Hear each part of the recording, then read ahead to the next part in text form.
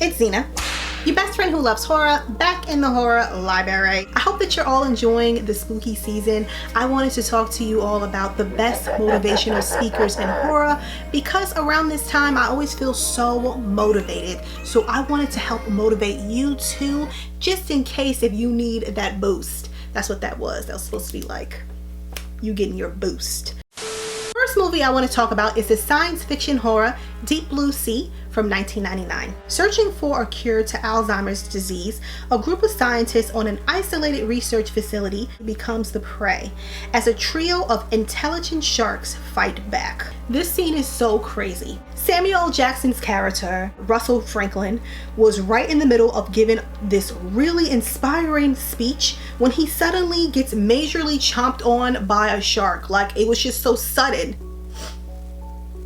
This scene, and it makes me cry of laughter because it is so insane and unexpected. I remember watching this as a kid and I was so shook. I didn't know what was happening, like at all. It was like right in the middle of his speech. Like everybody was feeling inspired and like really like, yeah, we can do this, we're scientists.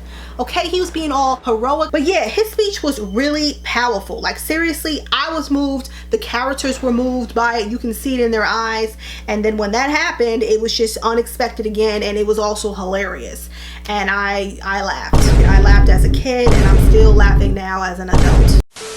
If you love shark movies with plenty of suspense, as well as you're looking for like a movie similar to classic Steven Spielberg's Jaws, then I think that you may enjoy this one. So the second movie I like to talk about is John Carpenter's classic slasher, Halloween from 1978. 15 years after murdering his sister on Halloween night, 1963, Michael Myers escapes from a mental hospital and returns to the small town of Haddonfield, Illinois to kill again. So we have to talk about Dr. Loomis because he took his job so seriously, which I'm sure in some ways, sometimes the residents of Haddonfield, like they were thankful and sometimes they weren't. They were just ungrateful and sick of him and sick of Michael.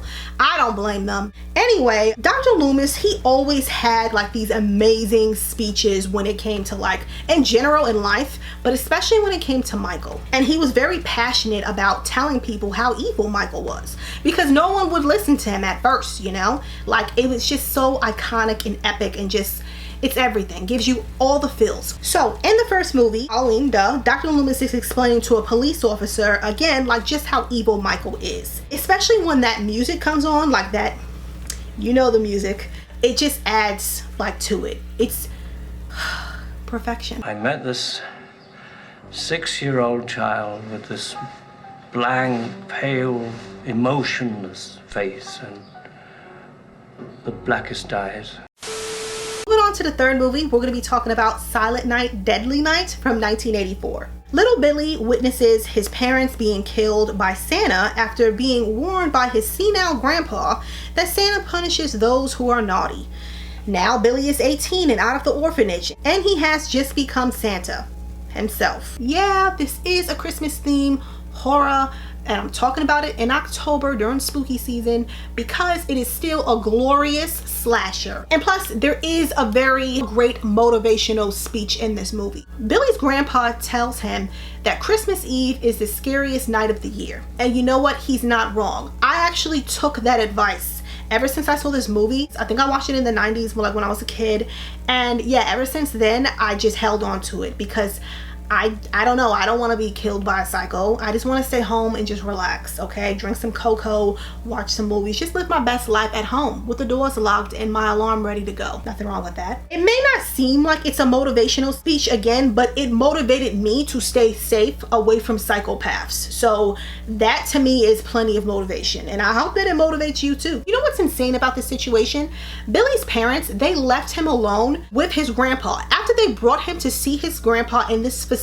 I don't know if it was a home or if it was like an asylum type of place, but the point is they left their little kid with this man after he woke up from a coma, and they're saying, oh, he can't talk, so they think he can't talk. But then yeah, he talks to Billy and he has like a crazy laugh. His grandpa is a Looney Tunes, and it's not Billy's fault that he grew up to be Looney Tunes too. I blame his grandpa and I blame the parents, because why would you leave a kid alone with him? Like, what? What the final movie I want to talk about is the French psychological horror Martyrs from 2008. A young woman's quest for revenge against the people who kidnapped and tormented her as a child leads her and a friend who's also a victim of abuse on a terrifying journey into a living hell of depravity. So if you really want a movie to put you through it, Martyrs is the one for you. And I mean it. Like, this movie takes you on a ride. It's unsettling, it's intense, it's horrifying, and honestly it is not an easy watch. So warning, again, this is an extremely brutal and violent movie, so I just want to warn you, just in case if you haven't seen it. The speech in this one is by a woman who goes by Mademoiselle. She's like an older woman who's a part of this like a cult like group, and their purpose is to discover what comes after death. So during Mademoiselle's speech to another character, she basically states how easy it is to create a victim. And you know, it really is a chilling scene, and what she's saying is just like insane. But with the actress, she really, whoa, she sold the role. She did an amazing job. You could hear the passion in her voice, like so believable. Again, just really chilling. You know, I gave you a trigger warning that it's extremely brutal, it's very violent. Mademoiselle's speech though, to me, was probably the most chilling thing of this movie.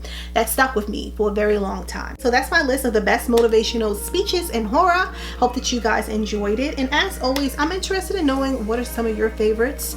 Let me know some of your best motivational speeches in horror that you love. Feel free to comment below, and thank you all so much for watching again, and I will see you next time. Just in case if you need that boost, that's what that was. That was supposed to be like you getting your boost. Like and subscribe.